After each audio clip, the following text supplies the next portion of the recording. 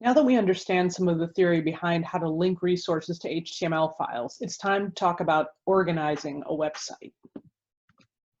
So there are a few basic organizational principles, really just a couple that we need to remember. First, you want to organize your files by type. So keep your images together, keep your CSS files together, your JavaScript files, etc. And then when you're thinking about your HTML files, the HTML files are really the content of the site. The images, CSS, JavaScript, all of that, those are the utility files that help the HTML render as you wish it to appear, right? So the HTML files themselves are the content of the site. So when you're organizing those, you want the organization of the HTML files to reflect the site structure. The resource files, you're going to group by type, and then the HTML files, you're going to group to reflect the site structure. Here's just a really simple example taken from one of our course sites.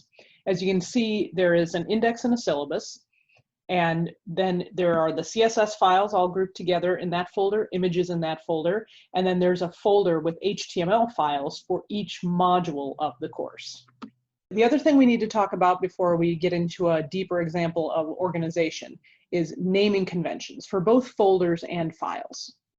When you're talking about files, you want to make sure you're using appropriate 3 or 4 character extensions like .html, .css, .jpeg. When you're programming on a PC, these files won't even work properly unless you have those extensions. If your site is functioning, then you've done this correctly. And typically for your HTML files, you do want to use .html. You can also use .htm. That actually used to be the convention, but for a while now, the best practice has been to use the 4 character extension .html. You want to use all lowercase letters. Numbers are okay too, to mix in with that. But when you're using your alpha, you definitely want those to be lowercase. In most cases nowadays, file naming is case insensitive. So in other words, uppercase, lowercase doesn't really matter. But basically, if you're on any kind of server where case sensitivity is an issue, you're only making it harder for your user if they have to figure out which characters are uppercase and which characters are lowercase. So for quite a while now, the best practice has been to just use all lowercase in the naming of your files. Don't use any special characters except for underscore or hyphen. And I even mean spaces. File names with spaces will work on some servers, but even there, you have to introduce a space holder character, which is a %20. I don't know if you've ever noticed that, if you've tried to copy a URL that has a space in it, which gets very messy and can cause glitches for your users depending on what browser they're using. So just steer clear of spaces. Even if you use them when you're naming files on your own local computer, don't use them in files that are going to be part of a website. Instead, if you really want to have, a placeholder for a space, underscore is typically used for that. You want to use short descriptive names, and that'll help you remember what's on the page, as well as help your user when they're typing in that web address. And you want to use systematic naming conventions for similar files, and I'll demonstrate that in just a second. So let's look at an example of a site structure and some naming conventions. I'm going to go back to this simple example that we used here. So remember, we've already got things grouped by our file types first, and then the HTML files are grouped by the site structure. So if we were to look inside this CSS file, we would find these 4 files. And as you can see here, these are all style sheets that I've created, and we'll talk a little bit later in this class about how to create a standalone style sheet like this. And I've used the prefix style, S-T-Y-L-E, for each of these files, and then the last bit of the file name is helping me know what other file this is applied to. So for example, style index goes along with index.html, style syllabus goes along with the syllabus file. In the images folder, I have a series of backgrounds, and I've named them BG, and then 01, 02, 03, 04, 05, 06. Numbering things sequentially like that. That can be a really good practice because when we get into programming a little bit later on with a coding language like JavaScript, if you have things numbered sequentially, then you can use a counter loop to apply similar actions to all of those files in a really easy way. So when you get more into coding, you'll realize that it really is nice to have a simple file name and have a number when things are similar like this. And it's okay if that doesn't make total sense right now. We'll get there eventually. I will note that the 0 in front of the number, it's basically just in case this numbering would go into 2 digits, I would be able to keep the ordering. Let's say I had 1, 2, 3, 4, 5, 6, and then eventually I got to 10. Well, the computer would order that as 1, 10, 2, 3, 4, because it would just see the 1 with the 0 as the natural thing to come after 1. So to prevent that, I put a preceding 0 in front of single digit numbers. And then finally, inside of our module 1 folder, you would find video 01 through 4 and playlist 01, HTML files that are named in a systematic way. Let's talk about those referential links. Now that we've organized our site, we have to figure out how to create those referential links from one file to another in order to get all of our files and resources to work together. So this hopefully is a little bit helpful here to think of your site structure like a vertical list, like I have here.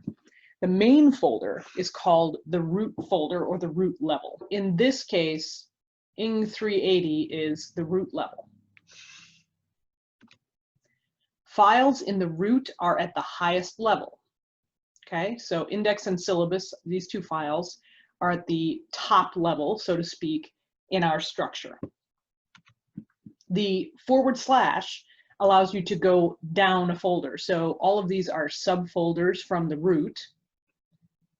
And then the 2 dots and a / allows you to go up, just like when we were on the FTP command line. If I was inside this folder and I was trying to make a link, I would use the 2 / to go up, and that would get me into my root folder. Okay, so let's do an example. How would we calculate a link from the index page to this image file in our images folder?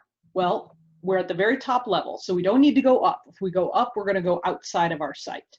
So we're going to use just that / to go down into the structure. So that gets us at a subfolder level.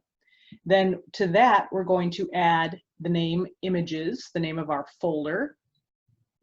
And then we'll add another / to indicate that we're going now inside that folder, so down into the folder. And then the name of the file bg01.png, that's the one we were interested in this case, and you put that all together, and here's what you get. So it's going to look like this. Okay, and remember, we'd be sitting in the index HTML file writing the code, writing this code using this referential link. Okay, let's do one more. Calculate a link from the video01.html file, and remember that's here inside the module 01 folder, and calculate a link from there to styleresources.css. So we want to go into another subfolder. So notice, module 01 and CSS, these two folders are on the same level, so to speak, right? They're both subfolders of the root, but because we're inside this folder already where we're sitting in our HTML file, what we actually need to do is do the .. to get ourselves up out of this folder and into the main root folder. So we're at the root level when we do that. Now we can go into our CSS. And then once again, / to enter into the level of that folder. And then we will use the style name, style resources.